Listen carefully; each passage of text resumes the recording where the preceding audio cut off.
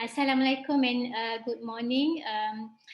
Thank you very much, Nur Hazira. So today is day 4 of the PPD program, and I'm sure although it's Saturday, you're going to enjoy today's forum because it's more into talking about you yourself and training, and what you're going to face here, the problems and so on.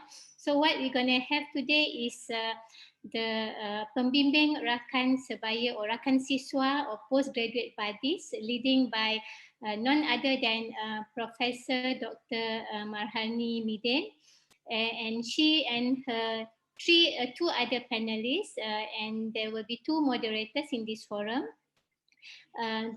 Professor Marhani is our consultant psychiatrist. She graduated from Dublin and then trained with our MEd UKM, and then she further subspecialized in community and rehabilitation in St. Vincent, Melbourne, Australia. And she's actively involved in counseling and training, and also looking after all of you, okay, in this postgraduate buddy system that was introduced in December 2019. So I don't want to take don't want to talk any longer. Just enjoy the session today with your three panelists, which the moderator will gonna introduce in a short while. And just to tell you, just like last night, this morning it's just a forum, so there's no homework. Okay, so enjoy today's session. Answers as many questions as you want to clarify anything. Okay, and I'll pass over to you, Nur Hazira, and good luck with this forum. Thank you. Thank you, Prof. Nur Laila. So without further ado, I would like to, so we'll start our work-life balance forum for today. So I would like to invite Prof. Marhani Midin to introduce herself and other panels for today.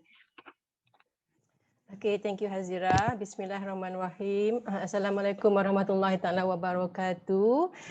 First of all, I would like to thank Prof. Zarina who is here. And thank you, Prof. Zarina, for joining us and for giving me the opportunity to do this forum.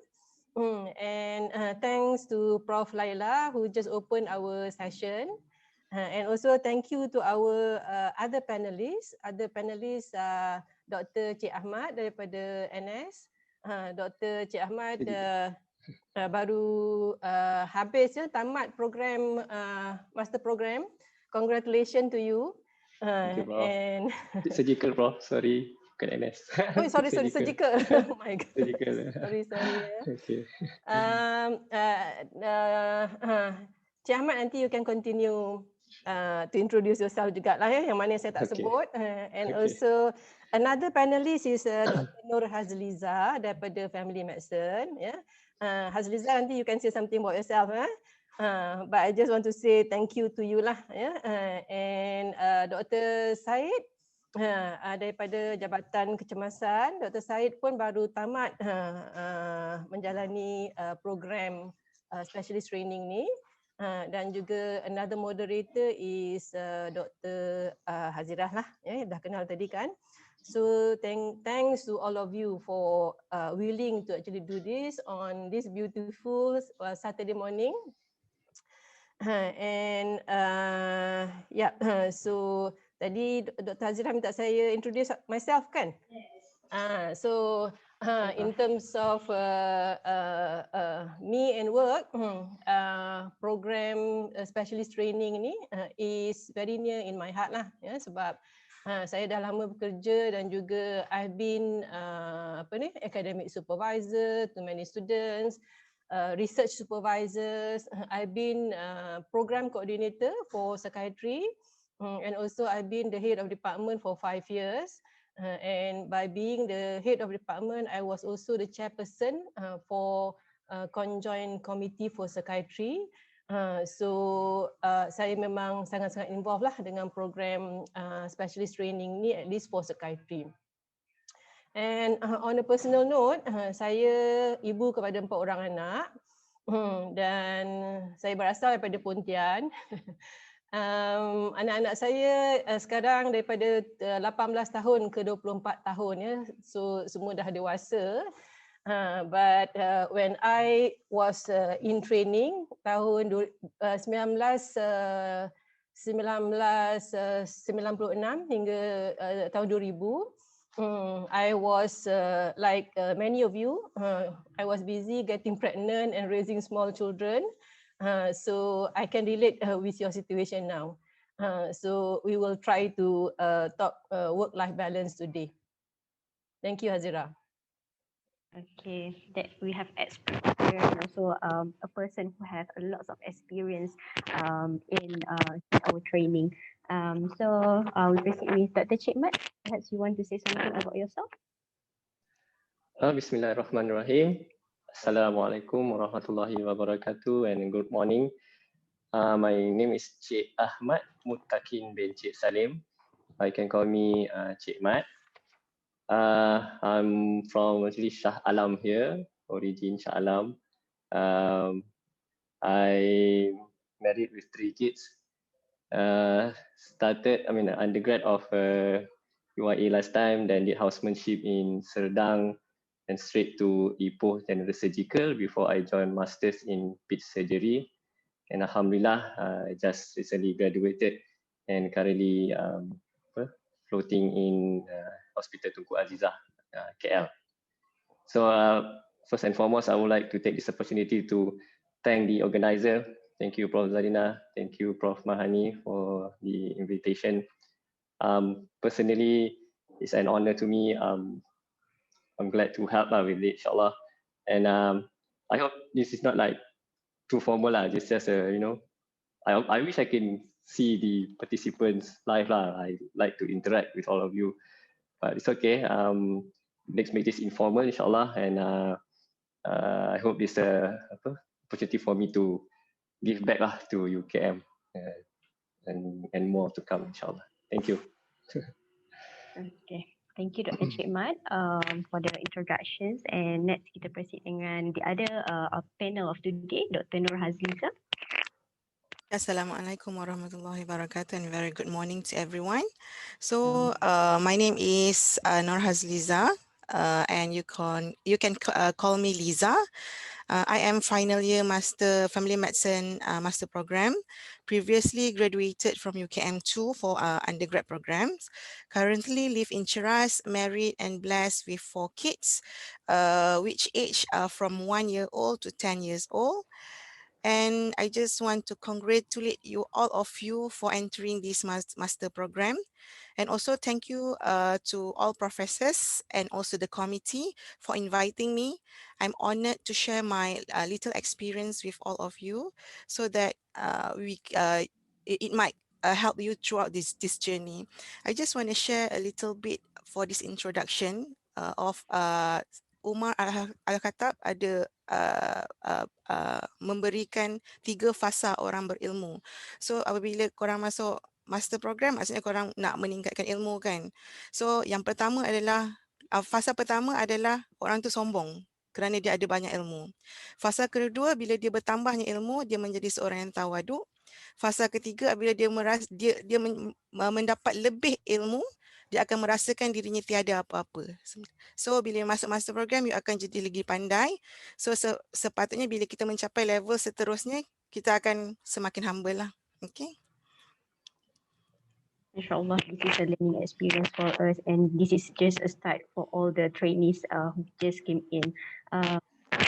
Dr. Said is one of our moderators for today. Dr. Said, can you please introduce yourself? Hello, Assalamualaikum warahmatullahi wabarakatuh. My name is Muhammad bin Saadi. I'm from Batu Pahat, Johor. I recently recently finished my final exam in November. So now I'm gazette in emergency HUKM. I'm married with 1 kid. My wife is still in training in psychiatric. So we both start our journey as a master student together, and hopefully she will finish soon in 6 months. Thank you. So inshallah she will finish soon. Okay. So from our panel today, we have from different field to share their experience throughout this postgrad journey and also training. And I am pretty sure that work-life balance is not a new term for us, since we have been living as a worker and also we have our personal life outside work. But just ask ourselves, how much do we know about what is work-life balance and how does it relevant to our career? And as an opening, I would like to invite Prof. Dr. Mahani Midin to give her view and also her introduction about what is work-life balance. Okay, thank you again, Hazira. Yeah, you're right. Work-life balance has been our problem since long time ago. Yeah, but we never actually talk about it. This is my first time actually talking about work-life balance to a group of people. And I think it's high time lah we talk about it. Actually, the problem to balance work and other aspects of life has been around for a long time. Yeah.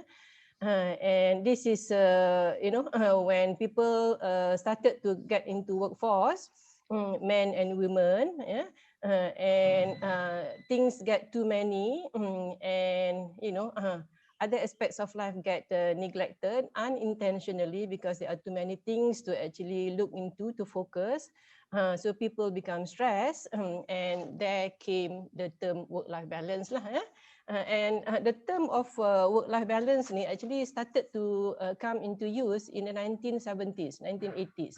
Yeah, when stressed working people started to actually strive for a balance between work and the other aspects of life that are important to them. Yeah? For example, relationship, family life, health, spiritual interests and hobbies, and anything else that matter to the person. So when there are too many things to actually focus, you become unbalanced and we get stressed. So that's when it started that people started to have conversation about work-life balance. Yeah? So what is work-life balance? As I said, you may have guessed, is just balancing between work and other aspects of life. And kalau kita tengok kan, and this work-life balance issue is becoming more and more a source of stress to us, more problem, because kalau kita tengok kan dulu zaman nenek kita kan, ataupun nenek saya lah, nenek saya memang tidak bekerja, even mak saya pun tak bekerja. So ayah bekerja cari duit, mak duduk di rumah, jaga anak, raise family. So you can see that the roles in fulfilling the needs of life were clearer then.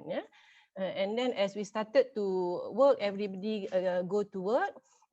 Then isu siapa nak jaga anak, siapa nak buat kerja rumah tu become a conflict lah. And this is even worsened by the advancement of technology.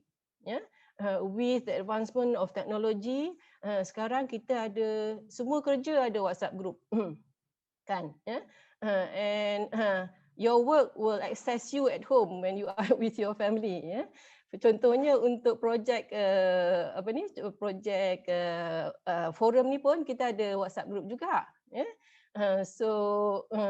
Kalau saya nak contact Cik Mat for example, nak contact Liza, contact Hazira, contact Said seorang-seorang 5 kali kena contact tu susah kan.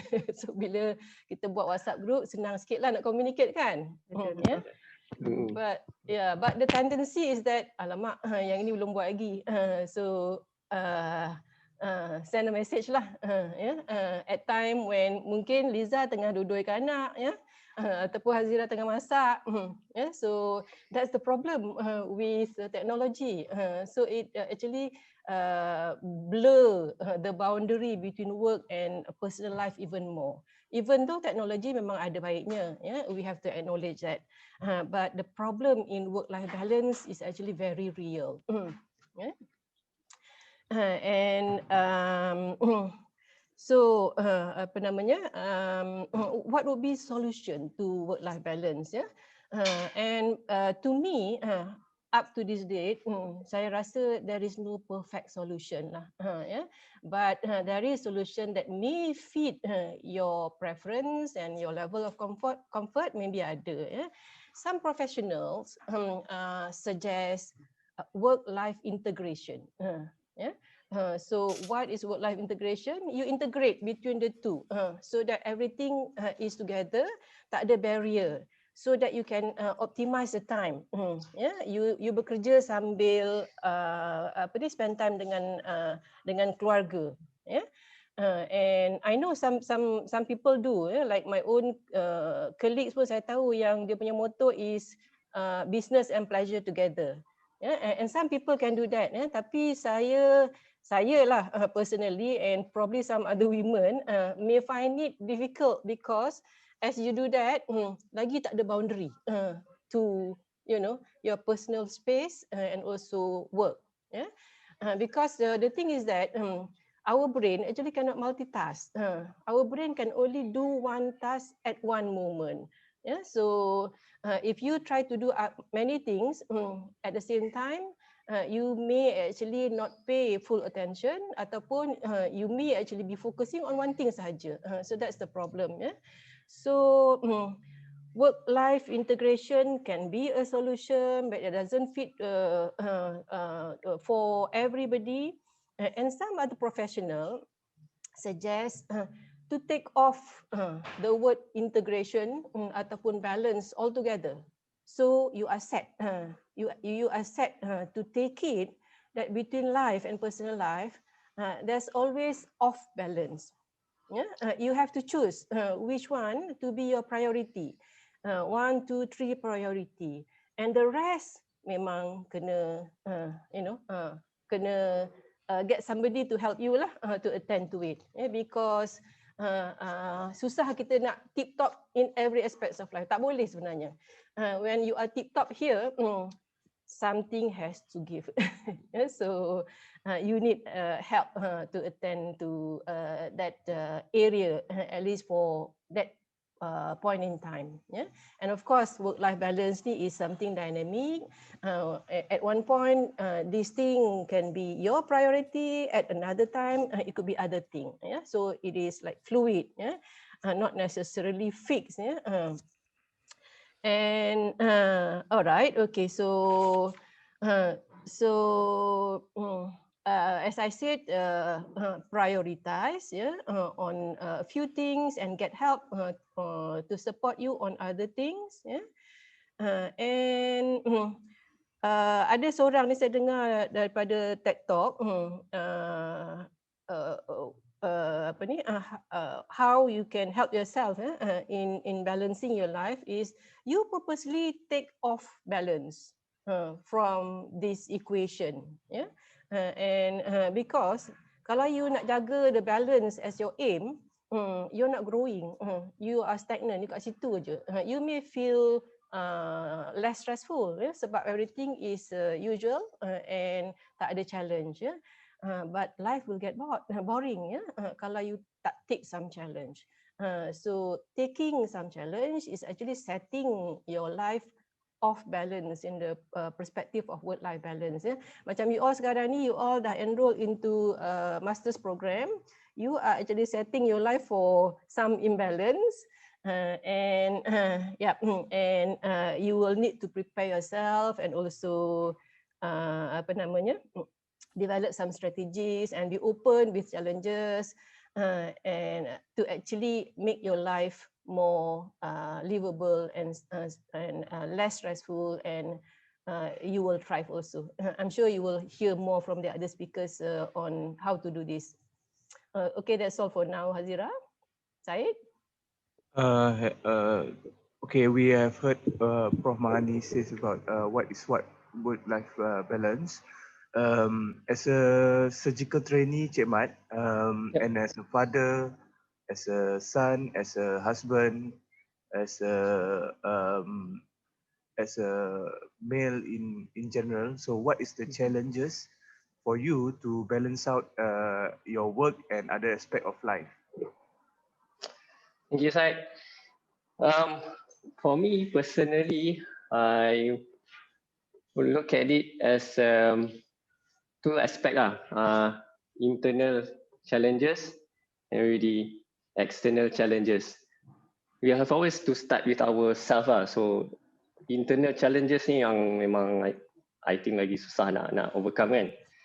I like to start with mindset because I know we join masters kan, so we dah choose that life kan, we opted to join masters, we know it's challenging semua tu, so we are getting ourselves into this thing um it's the awareness that maybe everyone has to have that kita kena sedar kan, this work life balance thing is memang important nanti masa buat masters kan.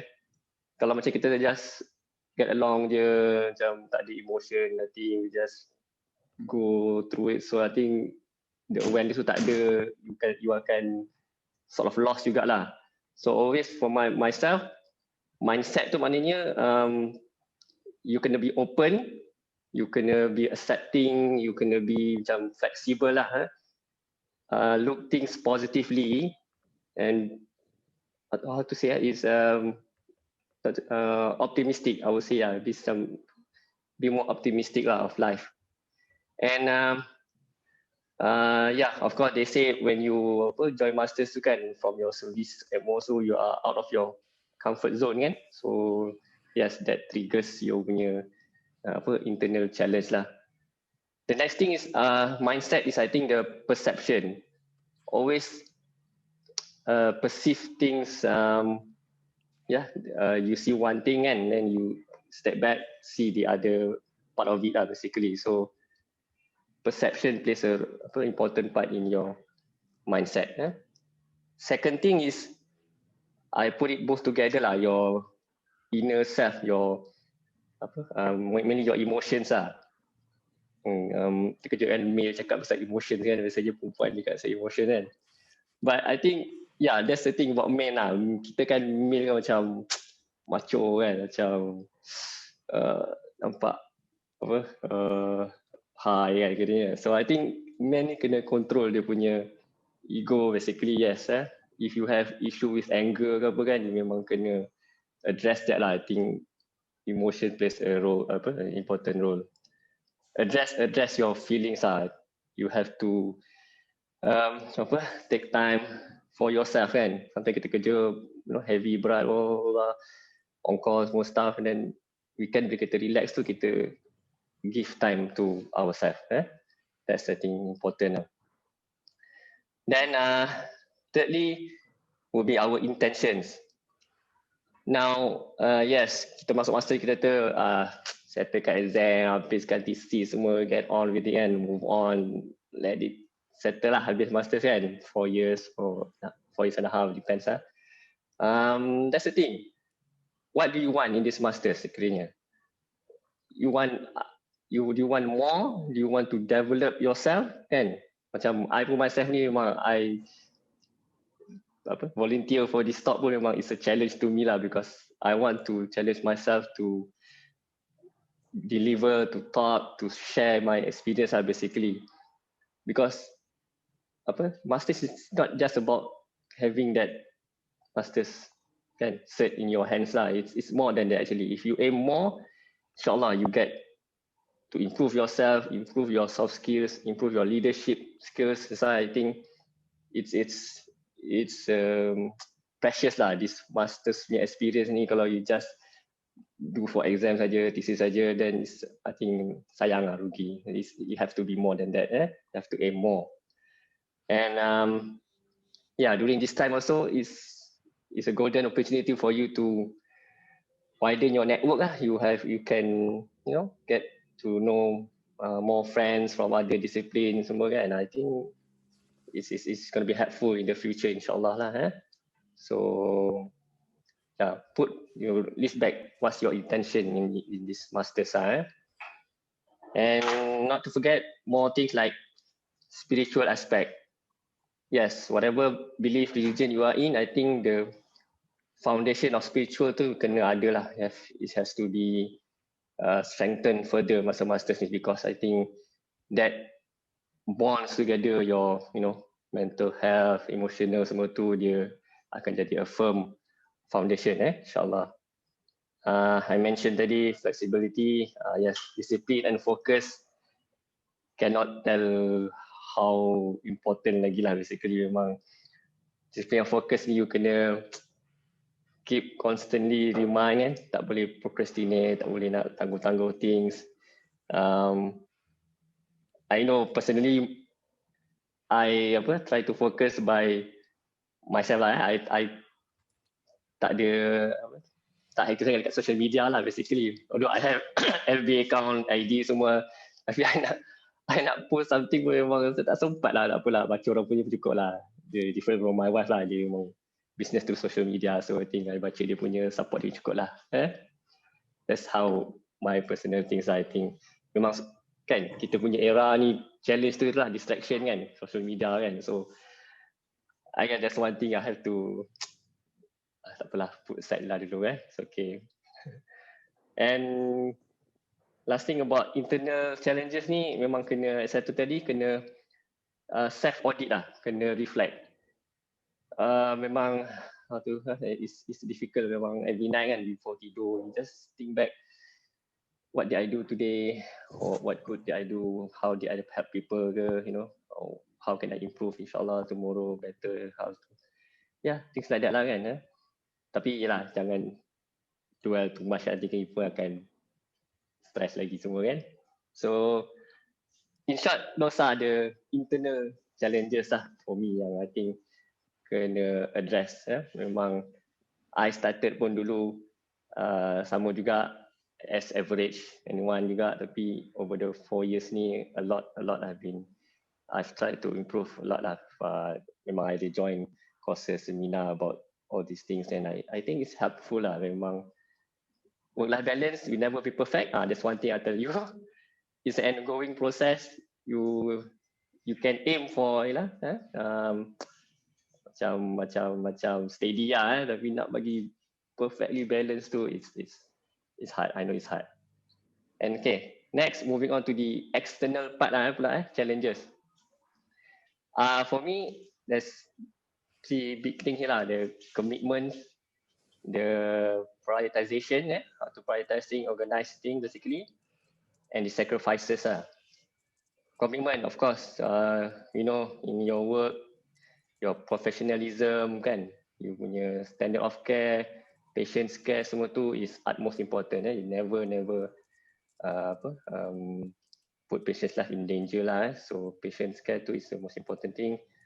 Of course, nanti you akan ada, when you work around nanti, sorry to say, politics, work politics akan ada. You pandai-pandai lah, you know what to do, take care of yourself. You can choose your environment. Honestly, I'm telling you, memang there's, your friends, colleagues semua kan, you as much possible stay neutral lah. Don't triggers, conflict semua tu. You stay neutral, insyaAllah you'll be safe. So again, itulah kata back to your intention tadi kan. Find your friends, find your support friends. Yes. Alright. Cik Mat dah habis ke? Saya nak mencelah sikit boleh? Can I just I just realized that among our audience there are actually international candidates. Oh yes, correct. Okay, so we try to speak English, okay? Okay, sure. Okay, sorry, thank you. Rojak sikit. Back to Okay. Hazira. A reminder to myself too. Okay, true. Alright. Okay, moving on tadi about work, life lah. Okay, sorry. I know some of us are single, married. We have commitments to our parents, siblings. Married, of course, you are the your wife or even sometimes a divorcee pun ada kan. kids semua tu. So it's a challenge. Of course yang have a long distance relationship, trust, loyalty. You as a male, you have to take care of it. Okay. Second thing about the prioritization, this is basically time management. Yeah, it's all about time management. Personally, for me, my priorities has been, of course, my religion. First, for Allah. Second, I'm a family man actually. So thirdly is my work lah. But of course, at times you cannot achieve or you have to give and take basically. So if I can if I can make my family first, then I go for it. If I have to prioritize my work first, and then I go for it. So you have to anticipate lah. Yeah, basically, when you prioritize, when you organize, you have to anticipate issues, conflicts, how to address them. Basically, put in some extra effort lah. Basically, yeah, later I will tell you how I organize things. It's an extra effort, but it's very useful in the future how to recall back the information. Right? And lastly, I think the sacrifices. Yes, no success without sacrifice. It can be good, can be not so good, but again, look things on a different angle, have faith that everything happens for a reason, inshallah. And I know sacrifices are not easy to digest. It's a disheartening process, understand? But that's why you need the support from your family, from your friends, everything. And inshallah, you can do it. Yes, you get through it. So thank you. Yeah, Azira, back to you. Okay, thank you, Dr. Shekmat, for the sharing. So, roughly we know that there are a lot of challenges, challenges to go through. That is from the view as a male and also as a son and also a father.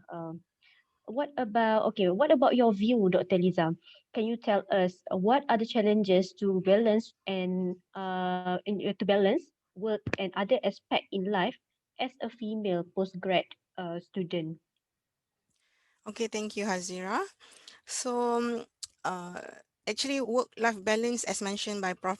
Hani just now, and also Dr. Chikmat, okay, it is something life changes and that occur until the end of your life, actually, okay. So, but today we are talking about master program, which is the life changes that you choose, right? None of you come here without choosing, right? You enter the entrance exam and then you are selected into the program, okay? So you choose this life, this pathway, and of course you will have some life changes, and you need to adapt to it, make it correct, balance, and comfort to yourself. Like Cik Mat said just now, difficult, but it is continuous process until the end of your life. So keep trying, be at your own pace, and do not follow others. Okay, so for me, if I want to answer Hazira's questions, it depends on your responsibility. Who are you actually? Okay, for at work, we are an employee, we are a doctor, a student. Okay, in master program, you need to do a research. You are a researcher and you are a leader. At home, if you are still single, you still you act as a daughter, you still you being a sister. If you are married, you still have your responsibility as a wife, a mother, the housekeeper, teacher to your kids. Okay, don't forget that you have your responsibility to be a teacher to your kids. Okay, and also a friends. Okay, so if you look at your responsibility is when you answer, Who are you actually? Okay. So what is the challenges? For me, the biggest challenge is the time, because we are given 24 hours and we need to delegate the 24 hours to to make to fulfill the responsibility. All right. So we need to sleep, we need to we need to go to work, we need to do research, we need to attend the clinic, we need to study, we need to cook, we need to take care of everything. Okay, so how we want to delegate these 24 hours correctly? Okay, this is the biggest challenges in my life actually. The second one is focus. Okay, when once you're entering this master program, there's so many things to think, to do, to delegate, to achieve, and of course you are thinking to be the perfect one. Okay, so can we grab everything at one time? Okay, so actually, to answer whether we can grab or not, we look at our seniors, how they can do that. Okay, so maybe from answering the answers from your seniors can help you. Okay, so the third challenges is emotion, like Cik Mat said just now. Actually, actually for girls and also boys means lelaki ke perempuan kan? Okay, so everyone have their own emotion, internal problem. Okay, it's how you control your emotion. Okay, at work, you having stress. Do you want to take the stress at home? How about your kids if you scold them because of your stress? Okay, so uh, if you are still single, it's same goes to your parents, your siblings, your friends, or your boyfriends maybe.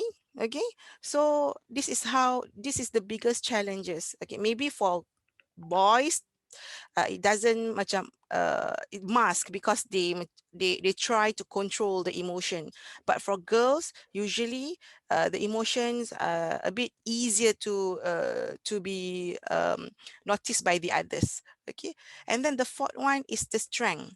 Okay, sometimes you feel weak, you feel down. Okay, strength, so to get this strength you need to have a very good mental health. So how to get this mental health, good mental health, so you need to prepare. So after this, maybe we can share a little bit of tips also from Prof. Dr. Marhani. Okay, very experienced. Okay, so and also the fifth one is your own health. I mean the physical health, emotional health. Make sure you don't go to your crowded places, wear your mask, good antioxidant, health check, and also you need to pray for your good health, because if you have very poor health, how you want to focus, how you want to delegate your time correctly, this is very, very important. Okay, this is the 5 challenges that I've encountered throughout my 4 years journey. Okay, Cik Mai, no, Shade, sorry. Um, Thank you, Hazliza and Cik Mat. So, Cik Mat, just now you speak about challenges. Now, what is your advice on planning life ahead to beginning at the beginning of the program to achieve work-life balance, and from a perspective of you as a male student? Okay, thank you, Syed. Um, Again,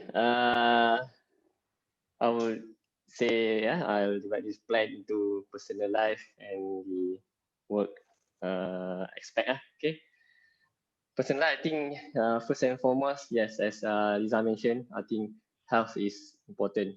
You have to take care of your health first before then you can proceed with the other plans. Yeah. Now, talk about health, we have mental health, physical health, spiritual health, and all.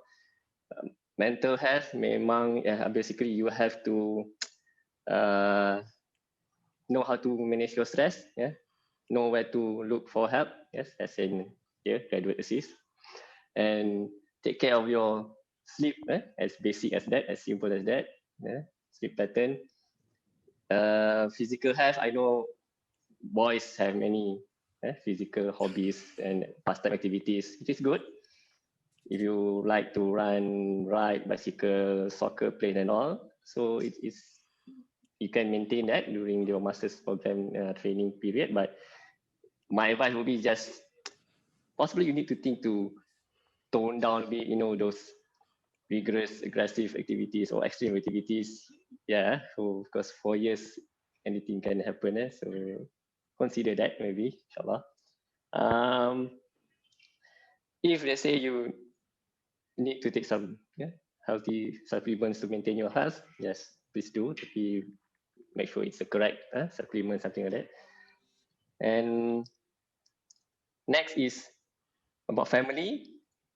Okay, so as a man, what I did basically, you have to have a long detailed talk with your spouse, with your wife, before you join masters. Basically, you have to tell them what you're going to go through. This is a very mutual discussion, and communication here plays a very important role. Make sure. You must also anticipate there'll be, can be crisis between later, and where to seek help basically. Fortunately, alhamdulillah for me, I think my wife decided to resign from being MO to follow me throughout the masters and take care of the kids, alhamdulillah. But again, another aspect of family is family planning. So don't forget about that. Have to really discuss kan. I got my youngest child masa first year masters. Tapi alhamdulillah, journey has been nice, even meaningful. And about your kids, discuss about their education, schooling part, everything, how you're going to proceed, everything. And I'll just give you one simple example. Maybe, as Prof. mentioned, work-life integration thing.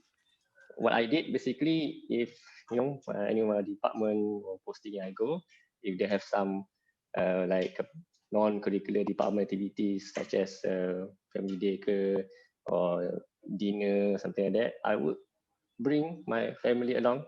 Of course, need to pay extra skate, yes. So get them to know how or who you work with and to where do you work, basically get them to introduce your workplace basically. No harm, inshallah. And next thing is when you crack, as Liza said, try to separate. You stress at work, and then when you go back, don't bring that anger and lash it out at your kids or your wife. Basically, what I learned, I even attended some parenting course. If you need to, you have to improve your parenting. Give time for your kids. Give their rights. You can just simply 15 minutes with them, let them satisfy your time. Then only you can focus on your work thing at home, inshallah, if you need lah. So whenever you can do things together like dinner, eat dinner, play together, pray together, you can shower them, bathe them. So do that. Be in the moment.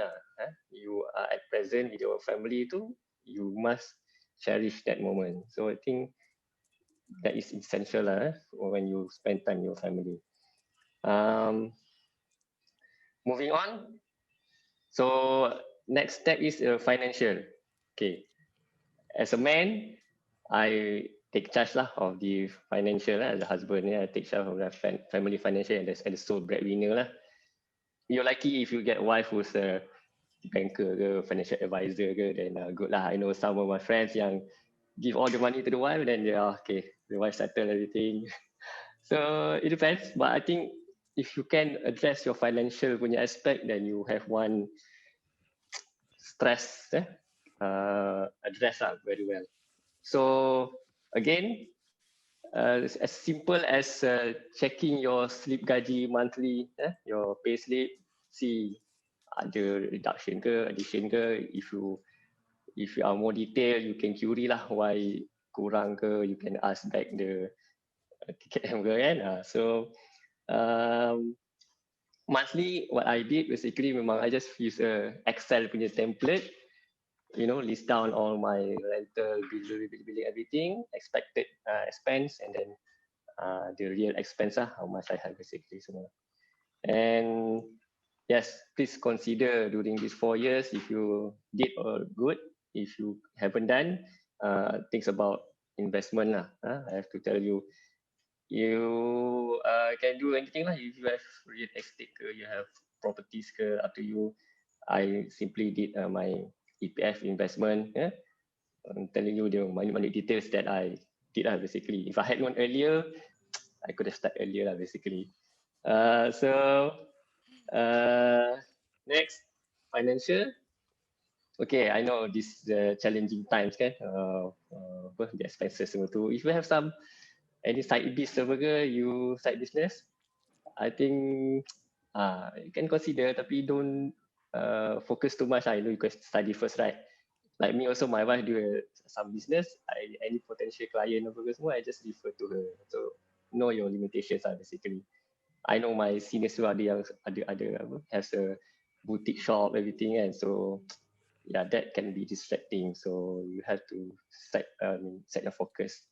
I'm saying this because, yeah, I know some of my friends, some masters, we know we cannot do local, right? So it's a risk. You should still do, take care of this. Tapi I don't recommend. Why take the risk? You have to learn risk management pula macam mana. Okay, so financially also think about sedekah. Yes, please, if you can afford, give more. If you nak potong gaji, cut your salary to zakat ke, whatever you can do. And maybe another thing is consider about life insurance lah. What I did basically, I took that so punya ada good scheme. I know you have many medical cards semua tu. If you have, please consider. And from the work aspect of life pula sikit, the plans, okay. Simple, as what I told my juniors also. You can simply be as simple as okay, your study method. Diversify. Use all your senses if you nak study. Example, okay, my study type. You know your study method. Your type lah basically. I have to write basically. I have to scribble. I have to have that thing printed. Scribble, conteng, highlight whatever, and put some end notes, small notes. And that's why I have to invest in a good printer, something like that. If you are the type that can just read on digital ebook too, then yes, invest in a good portable tablet depends. And then also for Pit Surgical, we have this app that we can play, dia punya audio port. So driving home, traffic jam, just go through listen again and again and again. So that helps lah. And what I did also recently during my final exam, we have 7 of us form Microsoft Teams punya online lah. Yeah, I think online study really helps a lot lah. So every night, if anyone free, we just start the discussion and we practice and practice and practice. Inshallah. Other things like I must tell you now lah. Okay, so because nanti when you graduate, all the KKM punya dokumen, they want your penyata cuti. So keep that in mind masa 4 years ni. Make everything lah. Kalau you ada penyata cuti, certificate, anything, make 2 copies lah. One, if you have a file at department, you give one. Another one, you make a file of your own. So you have your own copy semua, so you can refer back later. Okay, the work also plan targets. First year you can pass part 1, kan? After for surgical example. After that, focus on your thesis. So have a deadline. So when to settle your targets, when to achieve your goals basically. And if I can just summarize, like what I do also, Last time I didn't believe, but now I bought my own planner. Okay, as you can see, but this is a bullet journal lah. So okay, yeah, you can plan kan every month when you apa tu when you nak request hantar request for roster next month. Yes, you have to know kan, you have to discuss with your spouse, family. If you have the chance to take leave and go out somewhere ke apa holiday, go for it. How to say? When you have the best time for your family, you spend time and really enjoy the time. Cherish that time with your family. If you need stay back on call apa ke, okay, then you do your work properly. And every month memang I put like when I'm in OT, when I'm in clinic, when I'm free to in work or something like that. So that's how I think, yeah, alhamdulillah it works so far. Last time I didn't believe. I use phone app semua kan to organize lah. Ada lah juga Google Calendar. I put all those things that I need reminder. Then I put there. Tapi somehow I think when you write tu, it helps a lot because why? Also I learn contoh kan later you have WhatsApp group, you need to update your bosses apa ke. When you write tu, you know your flow of thoughts kan. You know how to also present nanti later, how to talk during exams. And I think third thing it helps that it will help in your writing for in email because later you notice if you want to contact like government contoh MMC ke kan, if you call they won't pick upnya, that's why. But if email, you know how to put your sentence right, they will reply. So I think the punya communication of preference is email lah. So I learned a lot how to type, and then you learn how to basically write some letters stuff like that. So take the chance to during this master's period to learn just more than about that your field lah. You will enjoy inshallah. There's a lot to learn. Thank you, Azra. Right, so inshallah. So the most important things is that definitely you need a planner or a calendar before. Okay, all right. That was a very wise advice from Dr. Chitmat. Hope our trainees can take this good advice and apply accordingly. Okay. So next question is for Dr. Nurhaliza. What about from perspective of a female student, like mentioned you are a wife? What is your advice in planning ahead to avoid stressful life as a postgrad student? Okay, thank you, Hazira. Okay, first, as a mother, as a wife, and also with other tasks, other responsibility. So, in order to avoid the stressful life, actually, as I mentioned just now, my biggest challenge is the time. So, for me, my advice is you always remember that time is gold. Okay, so save your time and then delegates your task efficiently. Okay, and previously we are talking about lessen the working time in order for us to get the balance in our personal life. But it's not because it's not by lessen the working time. Actually, it's how you appreciate your time, it's how you use your time. If you will be given maybe you'll be given another extra 24 hours, but you are not using the 24 hours correctly, you still will not finish your task, believe me. Okay, with no additional time, but you use your time correctly, efficiently, you will manage to settle everything actually.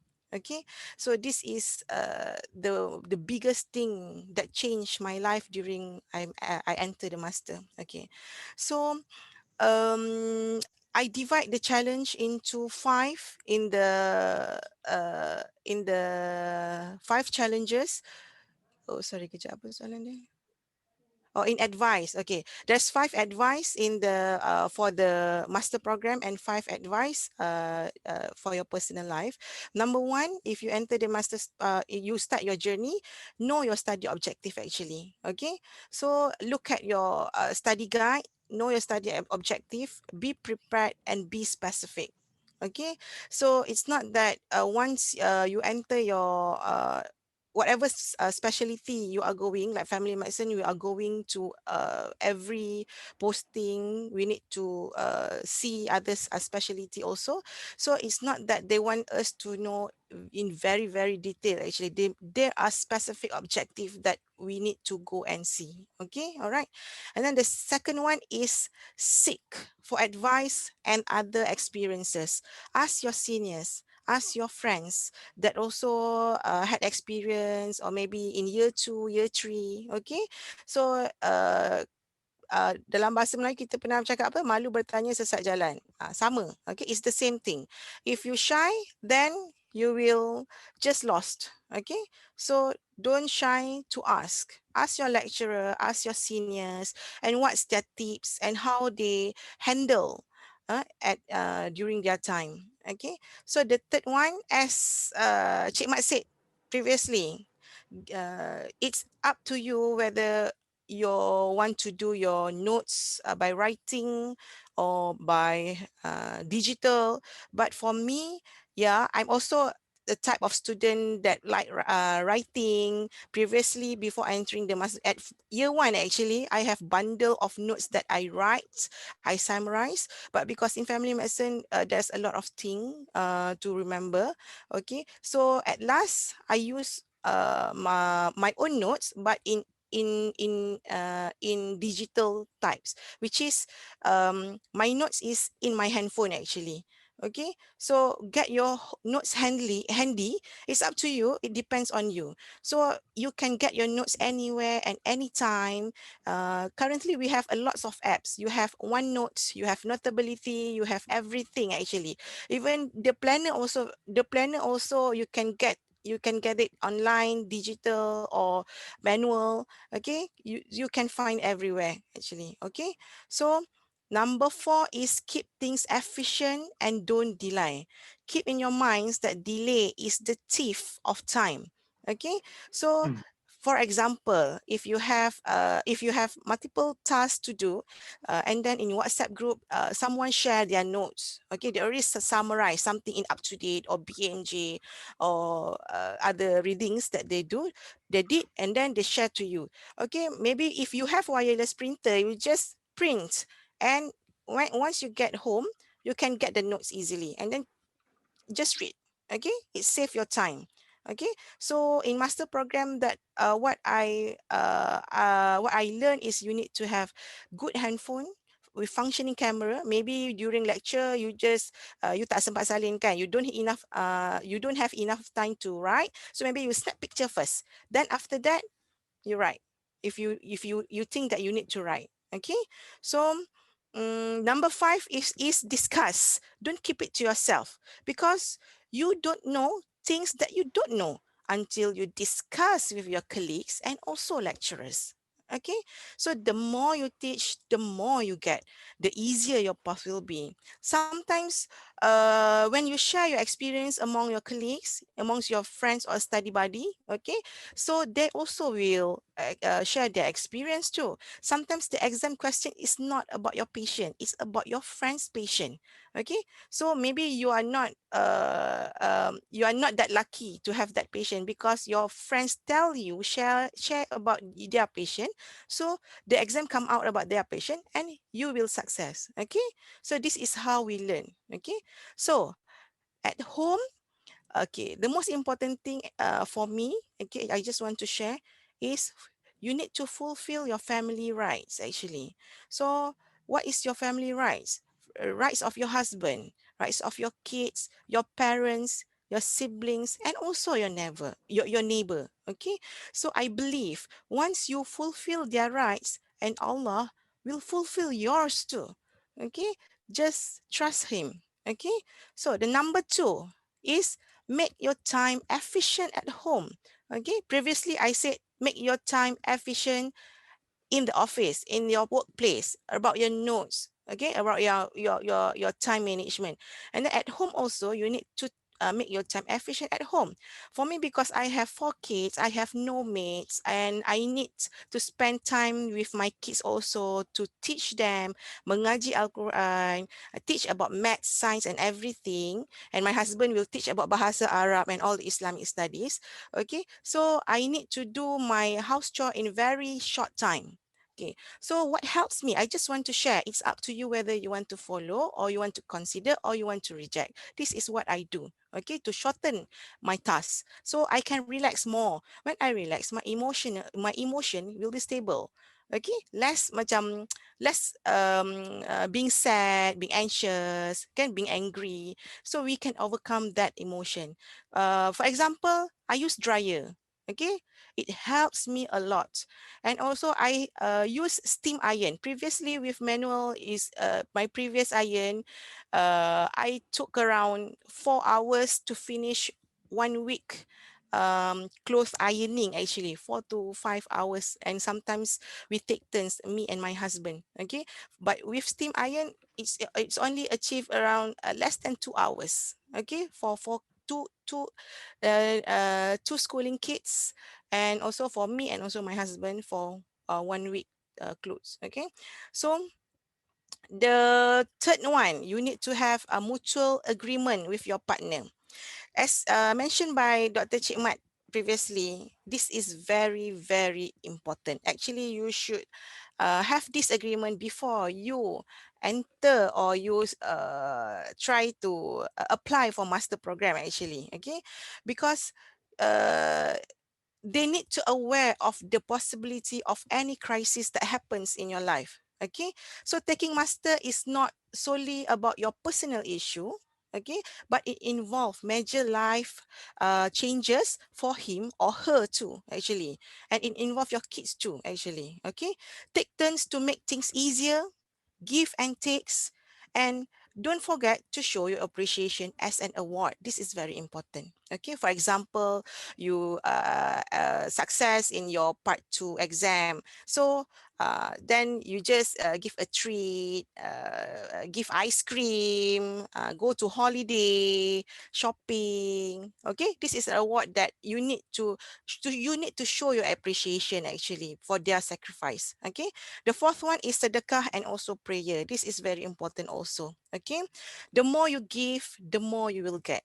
Okay, so you need to pray, pray, and pray. If you still have mother, so ask your mother to pray for you. Okay, because uh, the mother's prayer, orang Melayu kata apa, tiada hijab.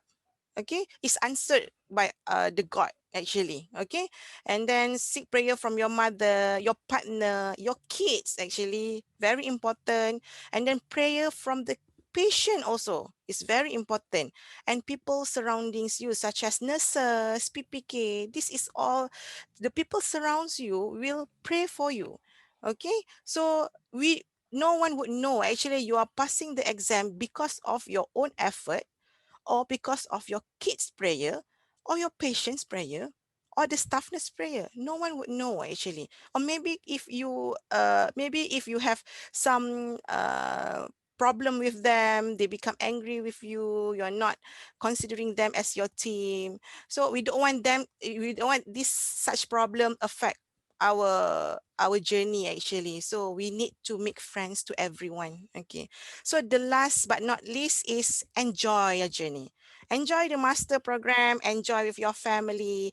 Like Prof said just now, Prof Mohani mentioned just now, it's okay for you to off balance in some times. Okay, so award yourself. For example, you like to go shopping, and go shopping. Sometimes you go to coffee shop, and then maybe you can treat your family, your friends and lecturer, give them gift if you like to do that. Go to spa or salon if you want to go, and do whatever you like. Okay, because you need to enjoy. This is your life, being a normal human, just adding the master program because you want to seek knowledge. Okay, so this is my advice to all of you. Thank you, Sorry, Liza. Hazliza. Thank you. Thank you, Sorry, Sai. Hazliza. I forgot tadi. I promised them to tell how I organize things, kan. I missed that point. If I may add on sikit, Bit Boleh, more. boleh. Okay. Yeah. I believe memang memang my personal trait kan. I have to organize, keep things in place lah. That's the thing, kalau I stress tu I akan kemas lah. Memang my wife pun suka lah. Kan, kalau stress dia kemas. Very good So stress coping strategies. okay, so Isteri memang pun I cannot happy. messy Yeah. atau tak boleh. Okay, just kemas sikit and then conducive environment kan. Then I can boleh focus my study lah basically. But to tell you things like as simple as macam contoh in my laptop kan, how I rename the files lah. I got contoh journals kan. I managed to devise a way put year first, then the title and the keywords lah. Here you start learning how to put keywords. Because for example also later when you post in WhatsApp group apa ke, to your boss apa ke, you put that extra effort. I told you you put the extra effort now. Contoh, you just tambah je sikit information about the RN ke, nama patient apa kan, diagnosis dia. So later kalau you nak buat presentation ke, nak buat write up apa ke, you can just search kan in the WhatsApp tu kan. I think it's very helpful. Thankfully, I mean, I learned that early lah. Yeah, you will learn later how to make your make your picture semua tu presentable, crop things semua tu. It's a soft skill that you have to you will learn during the master's program, inshallah. Well, I think I can make another class for this. That's bonus. So, Okay lah. Prof, is avoidance an option? Can we avoid stress in this journey doing this master's program? Okay, thank you, Syed. But I just want to say lah, Masya Allah, there's a lot of specific tips have been shared by Cik Mat and Liza. So can be written already as 10 things to do or 20 things to do when you are I in think more than master's. 10, Prof. More 50 things to do. Tak ada nombor dah. Okay, so the question is whether stress can be avoided, because you talk a lot about how to plan ahead, right? So can we actually avoid stress? The answer is no, because stress is very much of life. To be living means to be facing stress from time to time. Yeah. And stress is actually meant to be good for us, at least some level of stress. And it will make us grow from dealing with the problems that are causing the stress. And when you deal with the problem that cause you stress, you will acquire skills. And from that, the same problem will be easier for you to tackle along the way. So you'll be wiser and wiser, you'll be more competent along the way. So in that sense, stress is actually good. And you see in life, Allah give us everything in pairs. Allah give us stress, but Allah give us reward. The reward from you facing stress is growth. And in terms of growth personally, as well as growth in academically or in your career, so there'll be growth. So it's not entirely bad. And you see, our body is also equipped with us to face stress. When you are facing stress, your body change physiologically. Your adrenaline pumped up, your sugar level get higher, and all the changes in your body actually to equip you to act, to do something.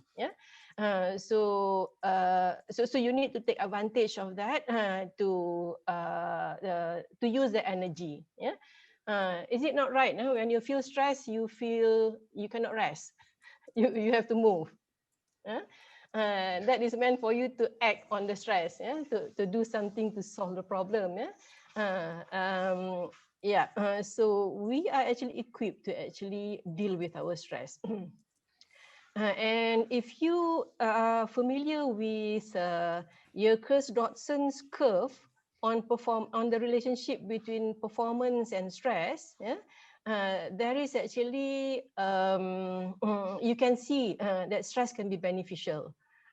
So the graph is x-axis performance, y-axis is stress, and right? So as the level of stress increase, your performance will increase. Yeah, because stress drive you. Yeah, Positive drive. that's right. Yeah. And the only problem is if you don't deal with your stress, and your stress get compiled, get accumulated more and more stress. Yeah. And also another problem is, a lot of stress coming from your environment at the same time, that your body cannot handle it. Yeah. So positive stress, as Liza said it, become negative. So your performance will go down. Yeah. Stress can be good. Yeah. So don't be scared of stress. And you can actually, like Cik Mat and Liza said just now, that when you plan ahead the things that you can plan, it will lessen your risk of bumping into stress. Yeah, but you see in life, you plan, but Allah also plans. And Allah may plans something in the bigger picture is good for you, but you see it as something negative. But in the bigger picture, is supposed to build you. So these situations, these moments will arise, and it's good for you to be prepared to manage your stress lah. So yeah, so don't actually like focus on avoiding stress, because if your focus in life is to avoid stress, that means you are avoiding chances and opportunities. Because chances and opportunities, another word for it is a change, and stress come with it. So focus on balancing between embarking into changes, and managing stress that comes along with it. Okay, cukup tak? Is that enough? Okay. Okay. Zira? Thank you, Thank Prof. you, Prof. I couldn't be more agree on this. Because stress is part of life and it is unavoidable, no matter how well we plan. Because at the end of the day, Allah who decides, right? But that's okay when we have stress. It's still normal, like what we mentioned, because it helps us to build, to be grow in many aspects of life. As a consultant psychiatrist, an expert in this field of, can you share with us how to manage stress while pursuing the postgrad program, or how to face the stressful situations? Maybe you can share, is there any specific ways or skills that you can show to us? All right, thank you, Azira. Masya Allah, actually the tips of managing stress have been shared a lot from Liza and Cik Mat. Yeah? Specific to actually dealing with the things in master's program. So remember that as ways to manage your stress as well. Yeah? So like time management was mentioned, readiness to work hard, readiness to face challenges, and choosing things intentionally. And both of you just now mentioned spirituality. Yes. And yeah, spirituality is a very big thing. Maybe I just add a little bit. Spirituality is important because life as a reality is tough. Life is meant to be tough and imperfect. Yeah, and if you want to deal with life only between you and your life, that would be difficult. It's between you and life. You taking charge of everything, that will be difficult. You have to put a higher power in your equation to deal with life. Higher power that tempat you berlindung, from whom you seek refuge, from whom you ask for help, from whom you submit, from who can who is powerful and determine things that happen in your life. So that higher power is a very important figure to actually help you survive and thrive in life. Liza tadi dah banyak cakap ya, you said a lot on that. So probably I won't go into specific, I'll go to basic. So for simplicity in terms of managing stress, you can actually divide it into two categories. Yeah? One category is problem solving approach, we call it. Yeah? And the other one is emotion oriented coping. Yeah? So problem solving is focusing on solving the problem that is causing you the stress. Yeah? So there are types of stress or stressors, the thing that is causing you stress. There are types of stressors that can be solved. Yeah, like for example, you are facing an exam, you are very anxious, worried whether you would pass or not. That stress can be solved. Yeah. Another example, you had a fight with your boyfriend or your girlfriend or your spouse, that can be solved. Yeah. Like another example, you don't know what to do with your research data. You are very worried about it, you're stressed about it, that can be solved. Yeah, those are just a few examples, but just to say that some stressors can be solved and you can work in the direction of solving your problem. Okay. But I do understand when we face stressor, the more immediate thing that would happen is we would have emotional response. Yeah? We would feel stressed, we would feel anxious, we would feel not good enough. Yeah? A lot of self-doubt, and we will be in distress. So you may also need to actually pay attention on your emotion and manage your emotions as well. Yang ini pun tadi you all have said also. So just to divide into two, but most of the time you need to do both actually. At least at the beginning, when emotions are overwhelming, yeah, you can give some time to your emotion while getting idea on how to solve your problem. Yeah, because problems may now seem difficult for you, but when you give it time, you do something, it can be solvable. So just now Liza mentioned about talking to people. Yeah, talking to people to solve your problem would be important, and not necessarily for the other person who's listening to solve your problem, but for you to actually clarify your thoughts. Yeah? When you receive problems, it comes as a jumbled up, mess. You don't know how to process. But when you talk to someone, you get to tease out the problems, and sometimes you may find the answer by just talking. Yeah? So that's the role of talking. And of course, if you talk to somebody who has an expertise or have experience in that particular problem, you will get some tips that would be bonus lah. Yeah? Kalau if you cannot find such person, talk to someone who can listen pun is already good enough. And along the line of problem solving approach, another problem that I also face is avoidance. Yeah? We tend to, when we are overwhelmed with emotion, we like automatically go into avoidant mode. Yeah? We have an exam coming in 1 week. We go and sleep. Or we go and watch Netflix. Or we go shopping. That sounds familiar, right? Biasa, bro. Yeah, because that's our way, our system take care of our body to maintain our well-being at all time, whether the coping is healthy or not healthy.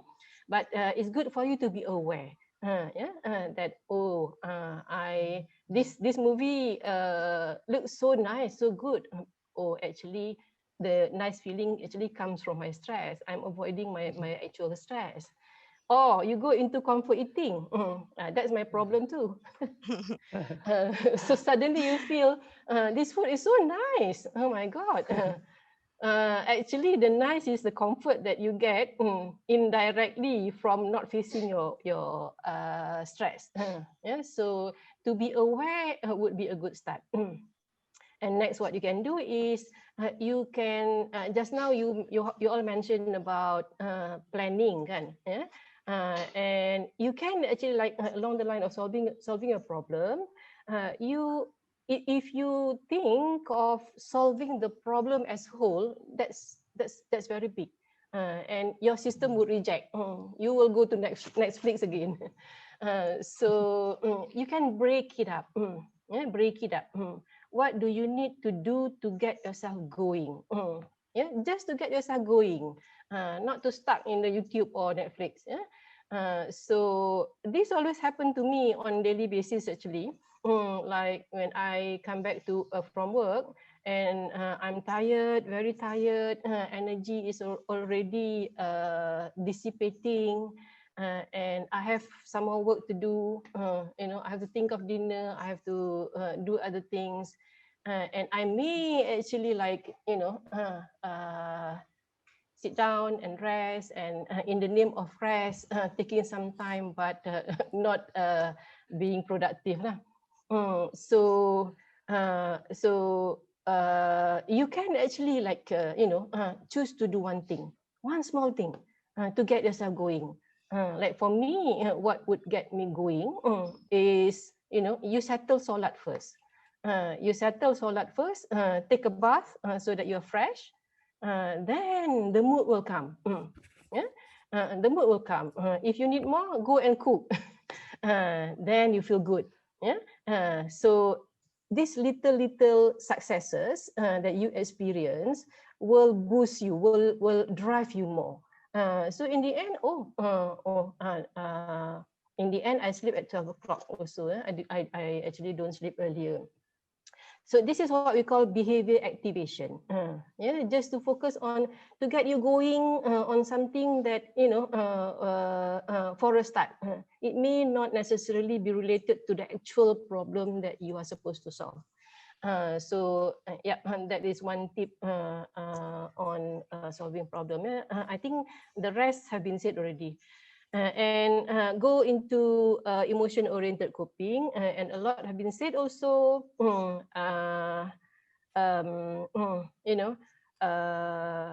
You can distract. Distract is very easy. Distract can be useful at that time when you are very distressed. Yeah? Watch something on YouTube, or do relaxation, listen to relaxation music, or go shopping, or do something that would distract yourself. Yeah? That may work for that particular time, because the aim at that particular time is to invite calmness and not so stressed. Yeah? And resting also may work. Yeah? From my experience,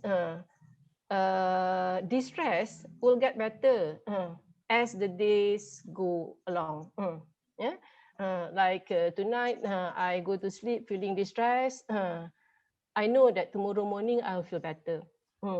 Yeah, and I'll be in a better position to tackle my stress.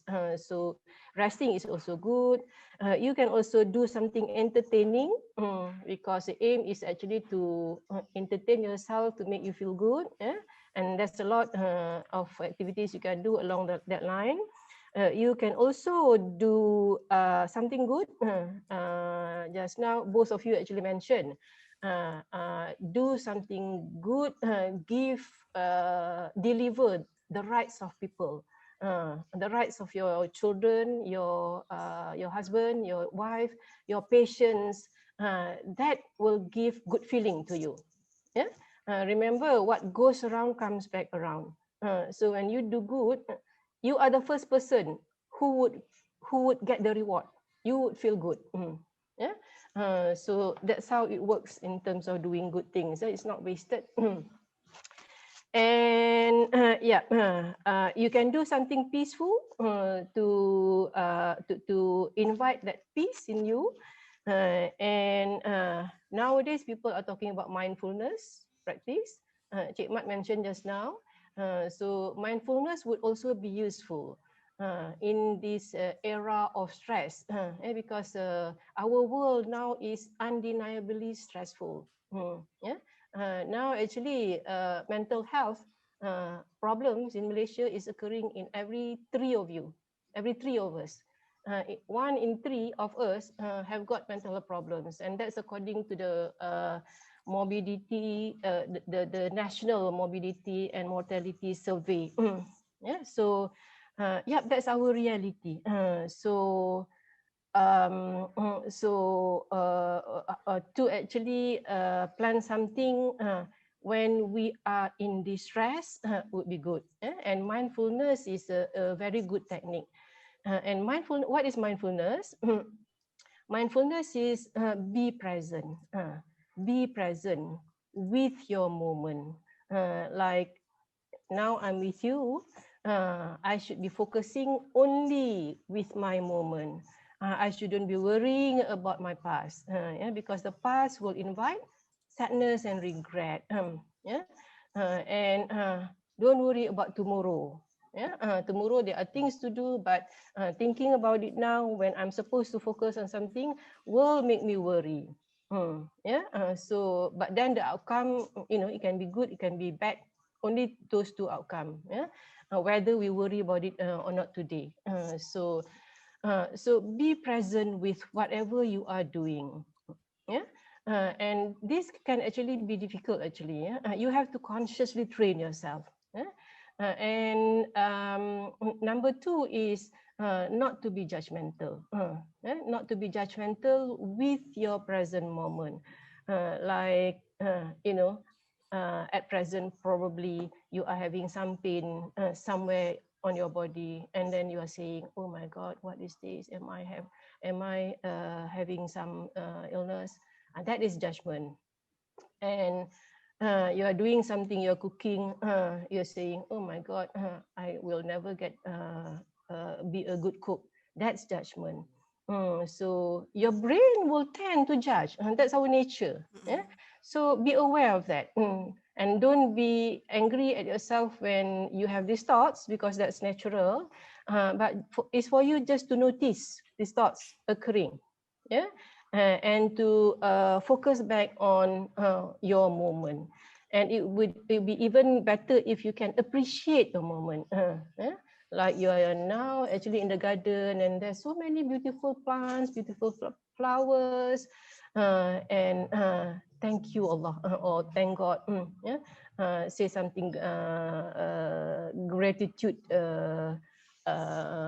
words.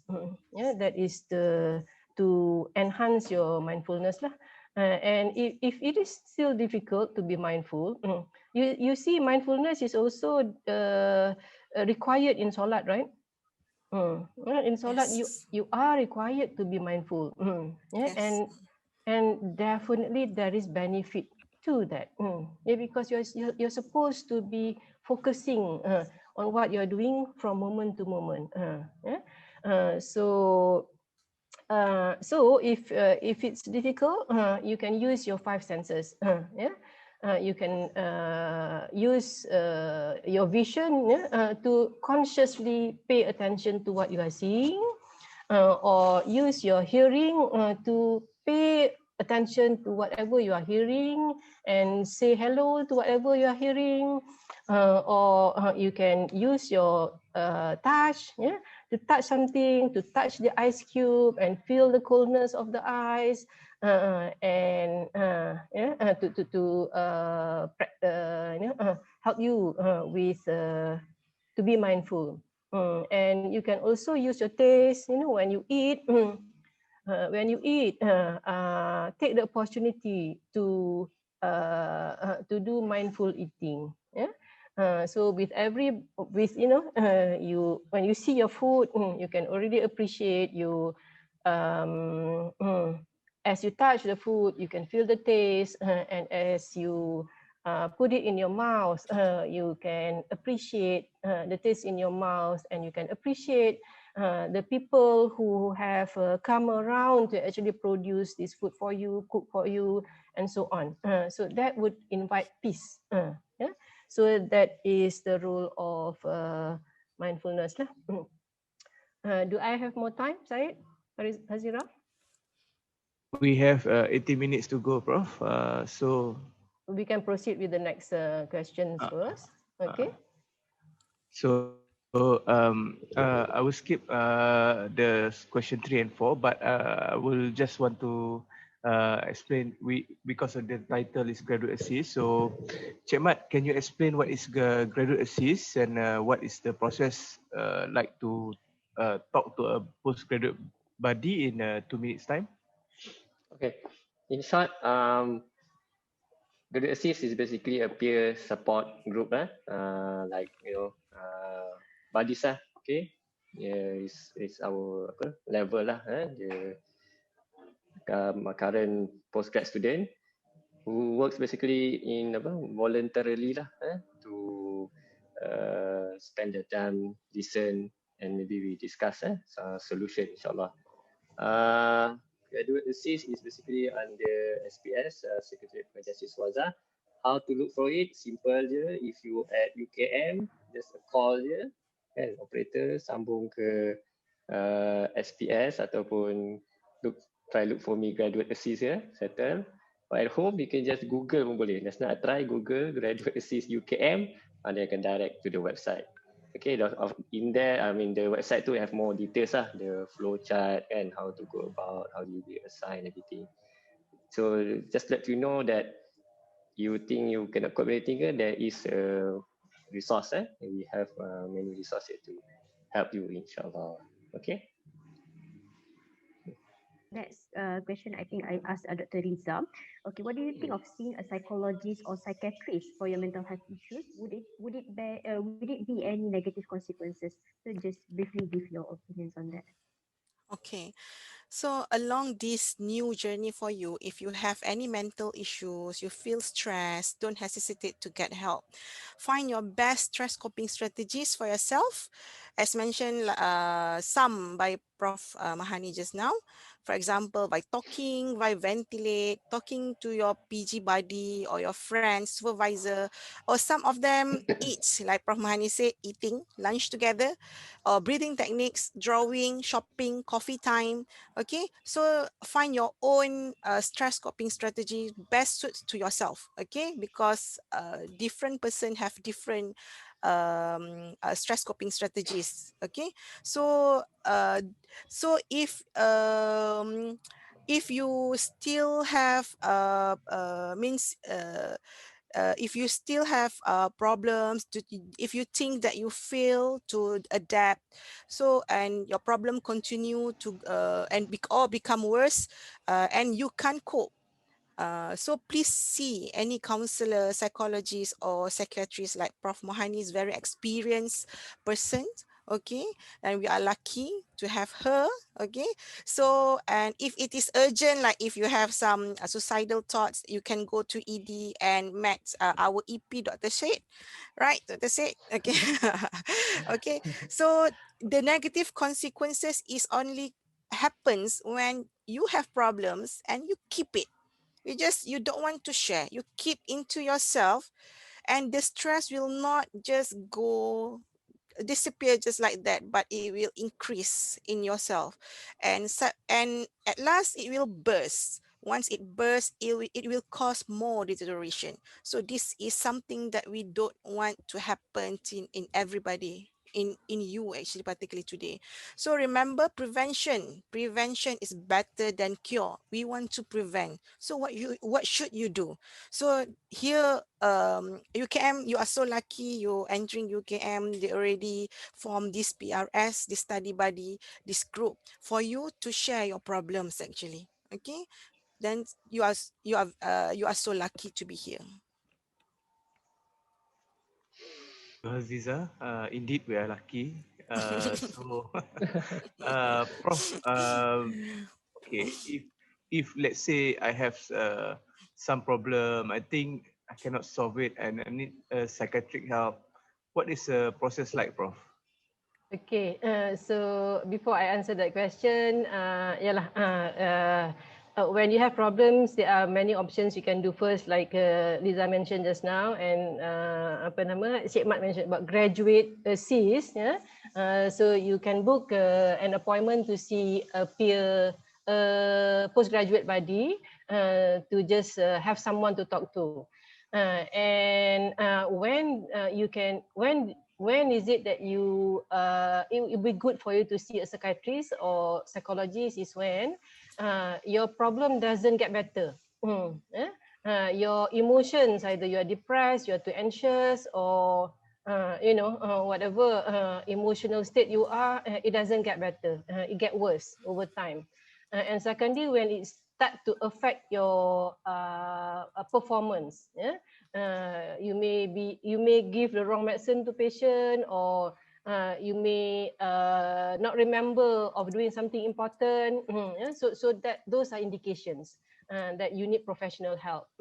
Okay, and the process is actually for you to come with a referral letter. To get a referral letter is very easy. You just go to Klinik Warga and see a doctor there, get a referral, and with the referral letter, you come to our psychiatric clinic and you'll be seen by a doctor who's running the walk-in clinic. We have walk-in clinic. So as simple as that. The only problem is you don't want to come. That's the problem. And yeah, I understand, seeing psychiatrists can be stigmatizing, but I would like to encourage you to think otherwise, because some successful people, they also see psychiatrists, to help them to optimize their potential. So it's not so bad actually. So you have to remove that internal internalized stigma in yourself. It's okay for you to actually see psychiatrist. So that's the way to see to access our service. Yeah. Okay, thank you, Prof. Mahani, for the explanation. So I hope the trainees are clear about the availability of the psychiatric services. And if there's a problems, don't hesitate to come to us. Now I think we go for the QA sessions. Is that okay, Prof? Yeah, sure. Go ahead. Okay. We have many questions here, so I think I choose one. Good morning, Prof and doctors. Thank you for your sharing. My partner is pregnant and we are far from each other. Any advices and tips to handle these challenges, long distance, pregnant partner and soon to be a father? All right. So this is a male student, Yeah. Wife is pregnant, all right. Okay. Yeah, I know it's not an easy situation. Just to share a bit, when I entered the program, I was 8 months pregnant, and I delivered 1 month later. I'm not very proud of that. Okay. If I were to do it again, I would do one thing at one time. But things like this happen. So what can you do with it? Liza, do you have any advice? I'm not so sure if, because this is male student, Dr. Prof. So macam I'm the one yang pregnant during master journey. Cik Mat. Mungkin Cik Mat dia lebih Yes. memahami. My wife also was pregnant when I masuk masters, tapi we managed to stay together lah. I'm assuming your wife is working lah kan, partner to working.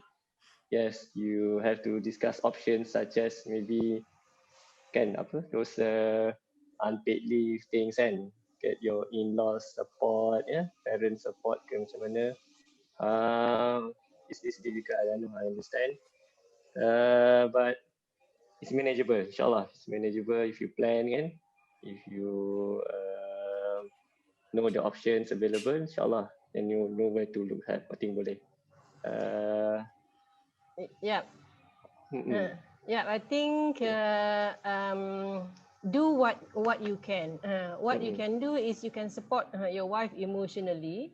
Technically, probably a bit difficult because you're far away.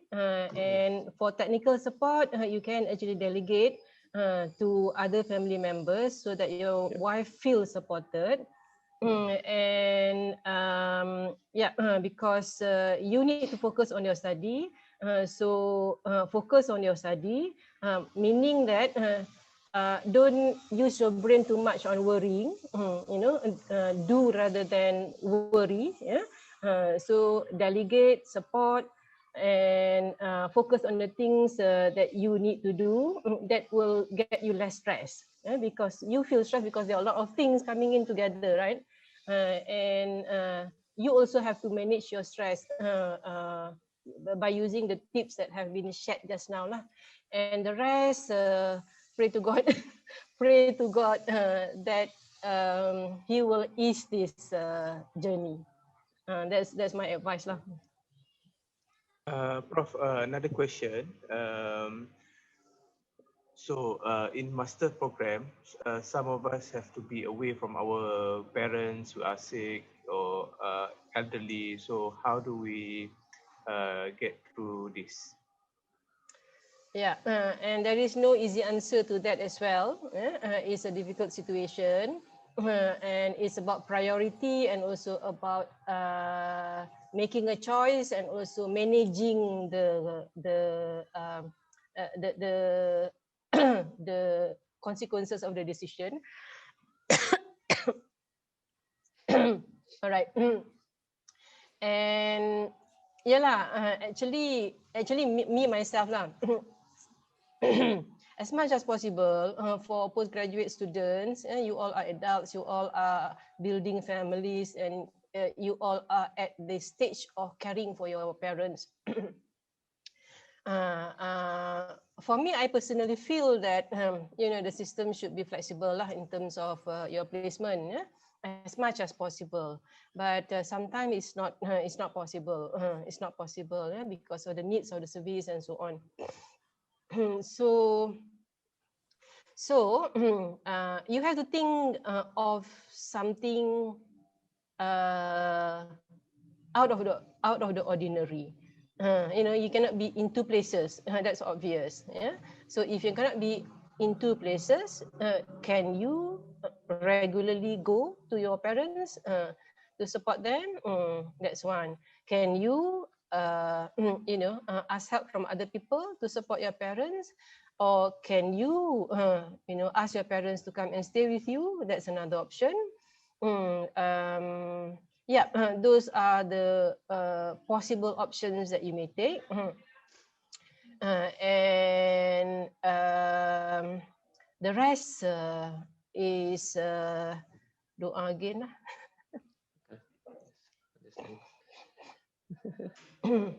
Maybe, Prof, for this question, maybe I just want to share about my friends, what they did because their parents is aging and live alone, means far away from the campus. So usually, yes, like Prof said, they regularly return to their hometown, one option. Second one, yes, invite your parents to be with you. Yes, once your parents be with you, yes, you have more things to do, but they are in front of your eye, so you can monitor them easily actually. So this is things that they did, my friends did actually. So another things is sense helper to them. Okay, so you just find the local helper or someone that you trust, maybe come to your house twice a week or once a week. That is also is a good example of how you can monitor your parents. It depends on how is your parent status at that time actually. That's right. Yeah. Okay, I think like one question. Salam, good morning to all panelists. I'm so grateful with my life, but I want to move forward, going higher, away from my comfort zones. So I applied for master program, and Alhamdulillah, here I am. There is something that I am concerned. Pregnancy during program, is it safe as off for general well-being and mental health if I were to avoid deferment? And I'm worried. Family planning is one thing. I heard some seniors did it well, some with difficulties. Can help to advise on that. Okay, that before Dr. Liza. Yeah. Okay, so okay, Assalamualaikum. Okay, because this is my journey of getting pregnant during my pregnancy. I was posted to HKL on that time. Actually, that was unplanned pregnancy because I am on contraception actually. So, but because of the miss, because of the busy, just miss a little. It's not that macam bukan lama lah actually sikit je tapi it's the rezeki from Allah kan nak bagi kan, so we accept. So actually actually if you are pregnant, you need to know yourself, you need to know your body whether you can cope or not. If you think that you cannot cope, or you think that you have problems, because if you think that you are easily have problems emotionally, have problem, your physical is not that strong, you have medical problem, for me, it's better for you to differ. If you think that you are very fit, healthy, and you trust, you have your instinct, you still you think that this pregnancy will be going to be smooth, and delivery will be smooth, and you can proceed, and you maybe you just don't have to differ. It depends on you actually. Like me, I am from family medicine departments. There's no one said to us that you cannot be pregnant, okay, because they don't want you to pregnant in they don't want you to be an elderly mother, okay. So because there's a lot of risk if you're pregnant at 36 and above, okay. So they want you, if you think that you want to pregnant, this is your life's choice, and then go ahead. And then if you think that you want to divert, then go ahead, okay. But you need to think properly, what do you want actually, okay. Because in master programs, be at your own pace, because I just want to share some experience from my seniors actually, because she enter master after trying to conceive for 4 years but fail, IUI fail, IVF fail, and then because she feel that nothing, and because she feel the empty, the life is empty, she and her husband enter the master program together. During the first year, she conceived spontaneously with twins pregnancy. Masya Allah. And then after 2 years after that, she pregnant again, because she afraid to take macam very good long-term contraception, because previously macam difficult to conceive, right? So after 2 years, they conceive again. So this is her opportunity actually. Okay, so this is rezeki from Allah. So if you think that you can cope, then it's okay for you not to defer. But one more tips is check your when is your EDD. Okay, your EDD check. If you think that if you, because you cannot postpone your deferment to the next posting if you just, your EDD is just on the borderline. So check your EDD whether it's valuable for you to defer or not. Because currently, if you not you're planning not to take confinement, not to defer, you have 2 weeks MC and 2 weeks holiday. You need to keep your annual leave. Okay, so you have at least around more than 1 month. Okay, at home. Okay, for your confinement. Actually, it depends on you. If cesarean, I'm not so sure, but for me, I have all four SVD. SVD, I have no problem with a healing process, because usually it only takes 2 weeks, and you need to take care of yourself actually if you plan not to defer. It's very, very important. So if you are not sure, only one thing that I can advise is solat istikharah. Do istikharah, do istikharah, because the only answer, the best answer that can answer, the best answer is from him actually, from your God, okay, from Allah. Okay. Right. I think all the important things have been said. Maybe I just add a little. If you are now not pregnant yet, planning, considering to get pregnant, at least for psychiatry, we know that the first year is the toughest. Is the toughest. Exam is very tough. You need the full attention to actually pass your exam. So probably if you can wait until you pass, go to second year, that would be much easier. Yeah, and deferment is actually not a bad idea at all, because you are trying to balance, right? Achieve, goals in family and goals in career. So if you plan to get pregnant and you need to be off study, deferring is actually an appropriate thing to do. It doesn't mean that you are less intelligent or you are weak. No, not at all. It's about balancing your life. Yeah.